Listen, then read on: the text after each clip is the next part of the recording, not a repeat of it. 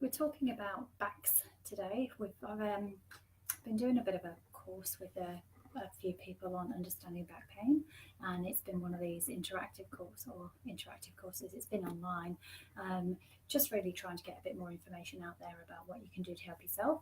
And part of that is really understanding what the back is, what the spine is, what it's comprised of, and why. So what I've got here is a spinal column. You can see if I turn that front on, basically if I was standing up and putting my hands on my pelvis, my hands would sit here.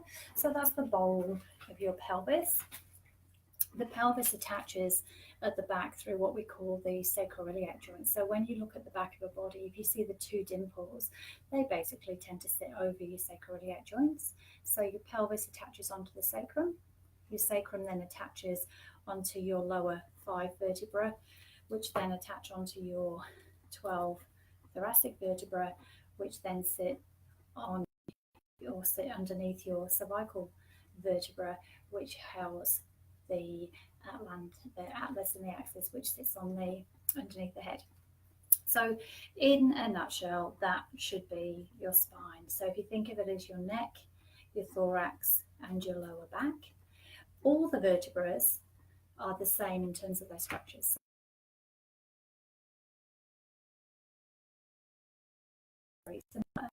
What's different about them is their size and what they do and what their function is, and that's what I'm going to go through a little bit today. So if you're thinking of the base of your skull, it sits on the atlas and the axis here, and then you've got your 7 cervical spine vertebrae. That neck vertebra, you can see they're very small. They allow us to move the neck quite freely. They allow us to turn the head, allow us to nod. So they allow for a lot of movement, and obviously our neck's quite tiny, so the actual vertebral bodies themselves are quite tiny. The next section is the rib section, and the bones of the ribs you can see compared to the top bits here, so compared to the actual bodies of the neck, they're actually starting to get a lot bigger. Okay, now these are a lot bigger. They are relatively less mobile than the neck. Obviously the neck can move around so we can see what's going on. It has less movement. So it's the accumulation of each individual vertebra and all that adds up that gives us the ability to move. And relatively we're stiffer. The reason we're stiffer is that our ribs take attachment from here. So if you're looking through me per se, my rib comes around and wraps around. So the function of the thorax, or the function of the thoracic vertebra, is really to house the rib cage, and that provides protection for our vital organs. So we have things like our heart, our chest, obviously our stomach, our liver and kidneys, they're all housed within the rib cage, and that's obviously quite a rigid structure. In terms of things like our lungs and our heart, obviously we want to protect them, so we've got that rib cage that surrounds them. That sits on top of our lower lumbar vertebra. So if you look at the distance of the bodies here, quite small, getting bigger, until we come to our sort of lumbar vertebra, and you can see the bodies of these are actually relatively quite substantial. Okay, now in terms of that's because we need to weight bear. So you have to carry the load of your upper body on your lower body. So the load of everything that's up high sits on your lumbar vertebra. And you see, when we stand up, some of that load gets translated through our sacroiliac joints. When we sit down, that load is on our lower back.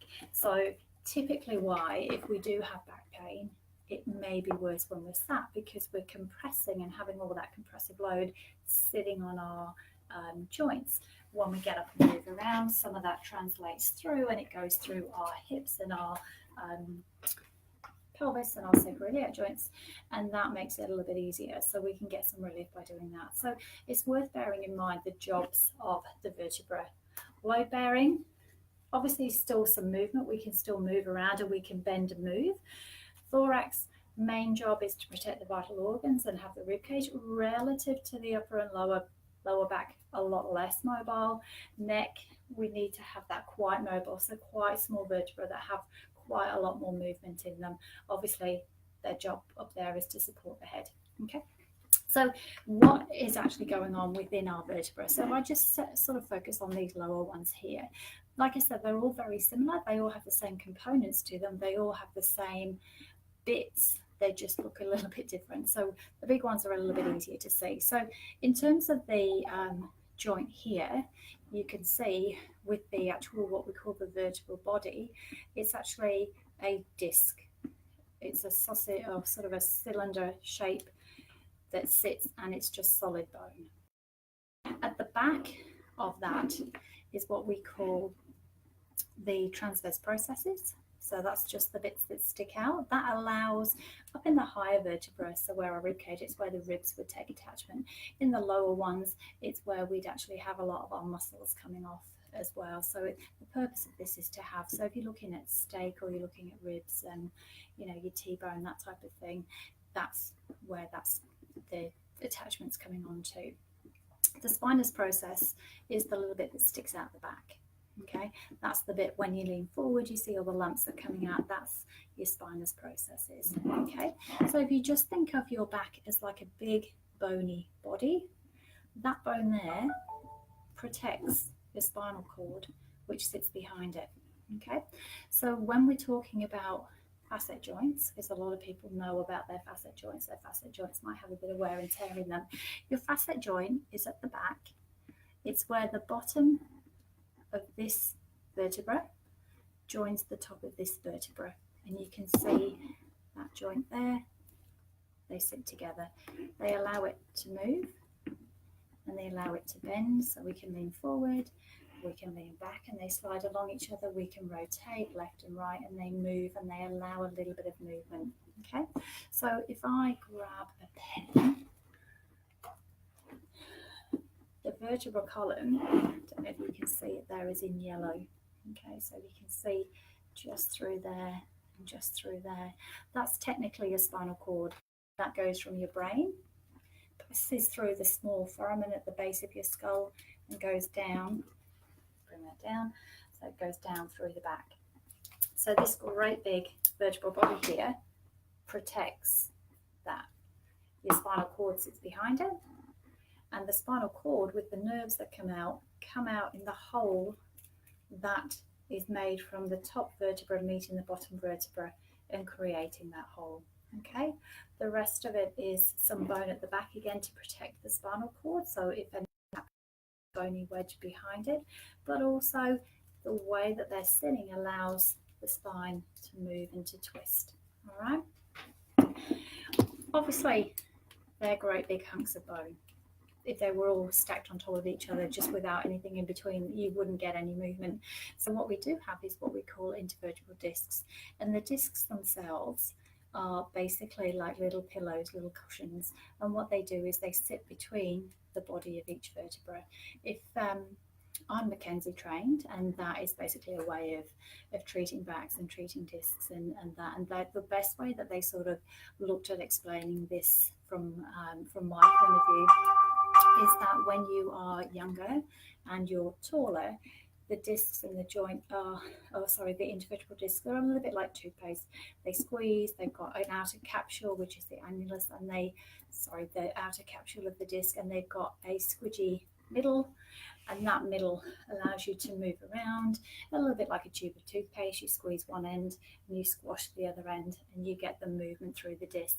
As we get older, we talk about people losing height in their discs, and what amount of fluid in there starts to decrease. So what happens with the disc is that we lose a little bit of height, and that's mainly due to the loss of fluid.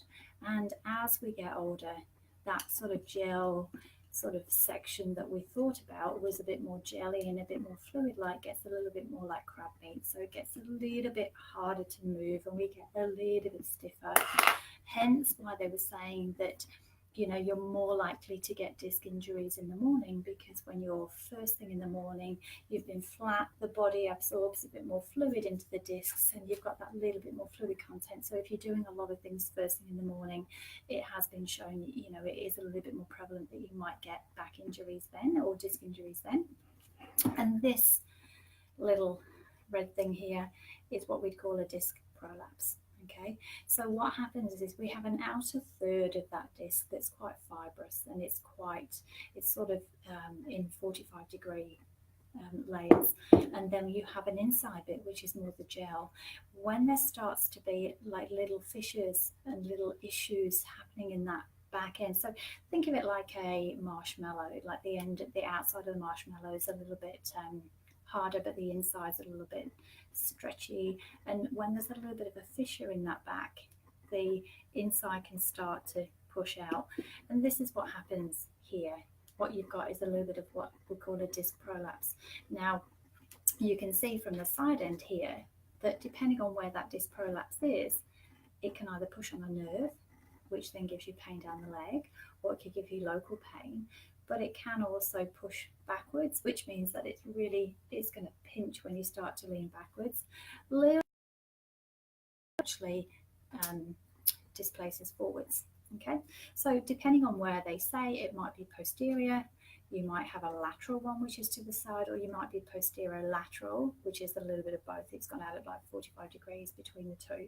You can also have a complete sort of all the way around, so a complete prolapse that covers the whole area, and that is basically what happens. Now you can see here, if I'm standing up and I've got a bend to the side that I can do really well, if a little bit of my disc has come out and I try and bend to that side, I'm going to get caught because it's like a lot of fluid sitting there. It's like having a little bubble or a little balloon sitting there that wasn't there before. So I try and bend and that disc is stopping it. So it's going to get ouch and you're going to feel it. Now, a little bit of controversy as to what you should do with the discs at the moment. Like I said, I'm Mackenzie trained and I quite like that method. It sort of fits well in my head and it actually gets quite good results in terms of how we do treat it. But in terms of that there, if you have a disc that's popping out, what we generally see with clients, so imagine that my right side has got a little bit of a disc prolapse, I'm going to want to lean away to give it a little bit of a gap. So what happens here is I've got a bubble of disc that's pushing out, it's causing pressure on the nerve or it's causing pressure against the joint. It's basically uncomfortable. So what I want to do is give it a bit more room and lean away. So my little disc is here, it's quite happy. I have a bit of a catastrophe. I've reached across and it's pushed itself that way a little bit and got stuck. And that's generally what happens. It's sort of stuck that way and stays that way. So what I'm going to want to do is stretch my leg out and lean away. And that's technically going to make it feel a lot better. If I want to then move and stand up, I'm probably going to go and push myself up my legs because I actually don't want to use my muscles to come up, or I'm going to stay very, very rigid. So what we're looking for when clients come in is that their leg is out to the side, that they're here. You know, it might, if they cough or they sneeze, and it'll give us a bit of an indication that it might a little bit of a sort of what do we do then, and it's really a case of if it's something that is quite pronounced, we might have some bladder and bowel issues because it might pop onto the nerves lower down. So if we've got a problem that's down here, it could actually cause some problems with the nerves that go around and run into the toileting, so things like bladder and bowel function. And that's one thing that we'd always ask, do you have any issues there? Because you don't want pressure on nerves for a long time. You don't want pressure on nerves, especially in that area, because you don't want the damage to be severe. So if you are asked, do you have any problems with your bladder and bowel, that's why we want to know, is there an issue with the potential pressure or potential inflammation in those nerves that supply the sort of sacral area. The other thing we're looking for is, do you have pain that goes down the leg? So traditionally, if you've got pain that's coming down the leg, we'll call it sciatica, but it basically means that the little prolapse here has been large enough that it's caused pressure on the nerve. So we're talking specific to a disc prolapse, specific to causing pressure on the nerve. The further down the leg that pain then travels, or that pain tracks, or the pins and more, weakness. So anything that's weakness wise, it means it's affecting the motor nerves. Anything that is sort of sensory wise, like pins and needles, numbness, means it's affecting the sensory nerves. And again, that's quite important for us. We might then check your light touch, hard touch, things like that. And the further down the leg, like I said before, the more pronounced that probably is. Interesting, the further down the leg the pain might go, you might find that the actual pain in the back gets better. So clients might come in and say, actually, it was really, really bad in my back and really, really bad in here, and that was fine. But actually, my back's got a lot better. It's now my leg that's the problem. And they think it's actually quite good because their back's not hurting them anymore, but they're getting these leg symptoms. So from our point of view, we'll go, that's actually not great. What we actually want is the pain to be worse in the back and better in the leg, because it means that it's starting to centralize a little bit more. So again, why we're asking questions is to get a bit of an idea. So if you're coming in saying, look, I cough and I sneeze and I get quite a sharp pain in my back, I'm tending to need to do this a lot, it's worse if I'm sat down, I'm trying to find I want to take load off it all the time, and especially if you get up and you walk up your legs, we're immediately thinking it might be a disc, depending on what you've done. So a little bit of an insight into discs. Now, what it does mean with the disc, if you're thinking back to that sort of tube of toothpaste, if things are starting to get a little bit stickier, a little bit less fluid, they're not moving quite as easily. So if you start to get a weakness in that area, it is likely to go again. There's a little fissure in the outer substance of that. So think of it like a car tire. There's a little furrow in that car tire. So if you consistently go that way, it might leak out that way again because you've got a weakness there. Okay, and that's why it's important to be aware of what is it that makes you worse, what is it that makes you better. If it's a disc problem, what you need to avoid, which tends to be flexion and twisting, because that flexion and twisting twists and pushes things out. Okay, so that's a little bit about discs and what we're looking for. Typically, if you're a disc, and typically if it's a posterior or posterior lateral disc, we'll tell you to get up and move. We'll tell you to avoid sitting that's for too long, and this is general without us seeing you, so please make sure you're seeing. But typically we want you up and moving so that you can sort of reground. Typically we want you to avoid things like flexion and side bend that might make that worse, and that's the reasoning behind it. Okay. Second lot of issues that we tend to see a lot are facet joint problems. Now you can see that your facet joint, like we talked about earlier, is vertebra number 1, sits on top of vertebra number 2, and the joint is called a facet joint, and it's just that joint between the two areas here. So if I turn my skeleton around and point to that joint there, okay, you can see if I'm in flexion, the joint opens. If I'm in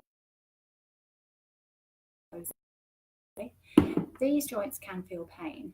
Now, ideally what happens is you've got nice young vertebral discs that are full of fluid, they hold you nice and high. As we get older, which means that they've got a little bit of compression, which means that the comes on these discs a bit quicker. So if you're then loading a lot or sat a lot, you might find that what you want to do is stand up and just flex. And we see people who are standing, and what they tend to do, instead of their back being here, what they're actually doing is this, they're hanging up back on their back. And what's actually happening here is they're using this and their back is squashing the facet joints. So typically you're in that lean back posture. So typically to get some release, you'll tend to lean forward, or you might find that just bringing your knees to your chest, so you're taking yourself into a little bit of flexion, tends to be the issue. And again, when we're testing backs, we're looking at, is it the joint that's causing you a problem? Is it that that's causing you a problem? If you lean to the side, you get that pinch. And is it better if you rotate, which technically then opens the joint up? And then we're looking at, that's probably a facet joint problem. And things like that mean that you need to take pressure off the facet joint, and you need your muscles to have a little bit more support. So in those scenarios, what we're looking at doing is teaching you to support your back in a better position, have maybe a little bit of back support. Look at the fact that if you're loading it and compressing it, that's going to make you sorer a lot quicker.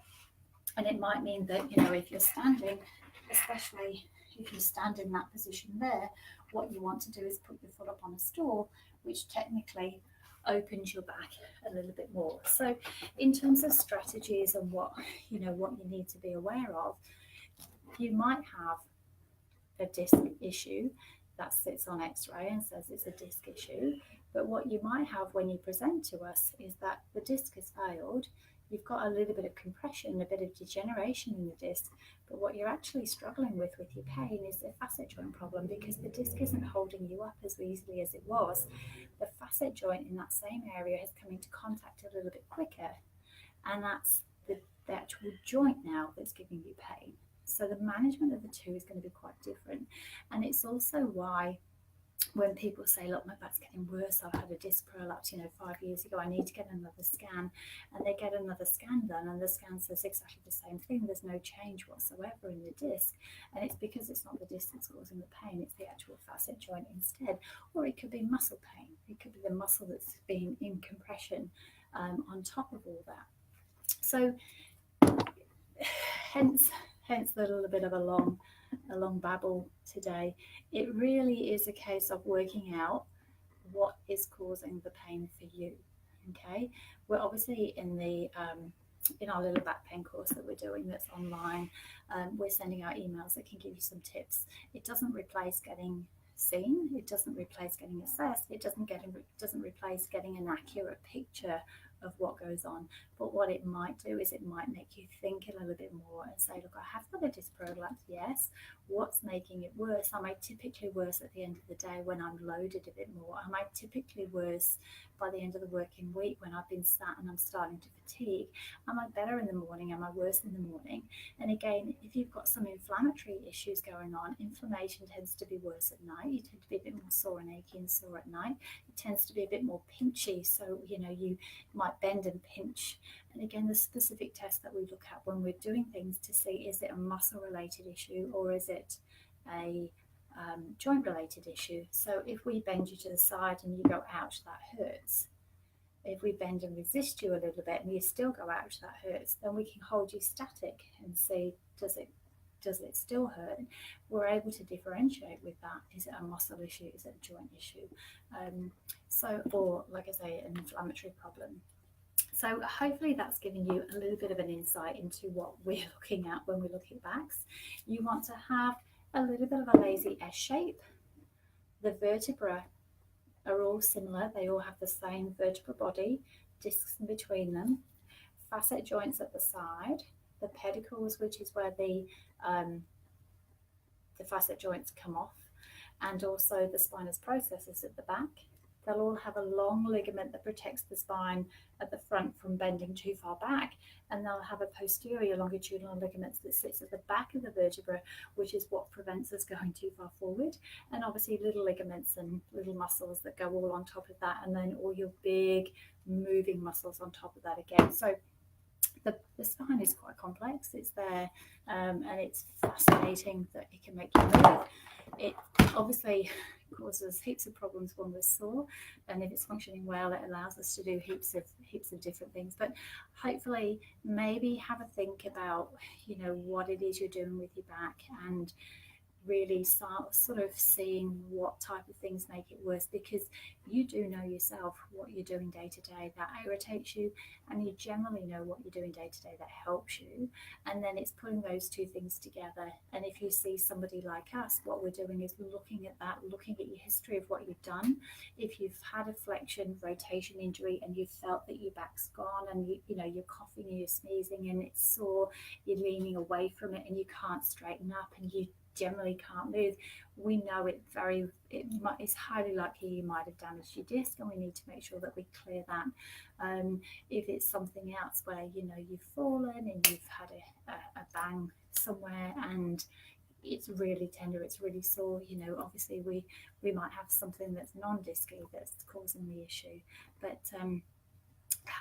if you're on our Understanding Back Pain course, hopefully you get some tips on how to sit better, how to stand better, how to go into positions that might help take some strain off your spine.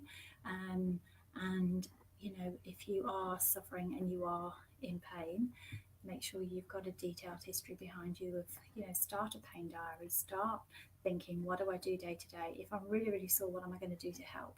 And you'll probably find there's 2 or 3 things that you go to that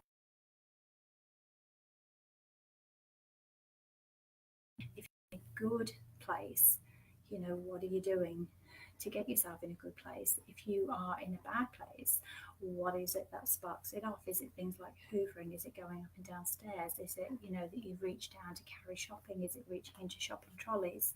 And you'll probably find there is a little bit of a link and a little bit of a catalyst of events that can cause that as well. Okay, that's an issue for another day, because once I start, I generally don't stop. So we'll leave it there. A little bit of spinal anatomy for you. Let me know if there's anything else that you'd like to learn about.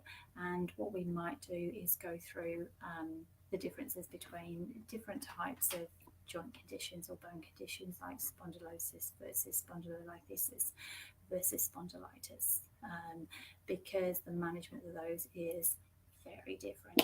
What we would do with the spondylolisthesis, which is a little slip in the vertebra, there's some big no-nos, which is completely the opposite to what we generally do. So it is worth knowing why it's there. Take care.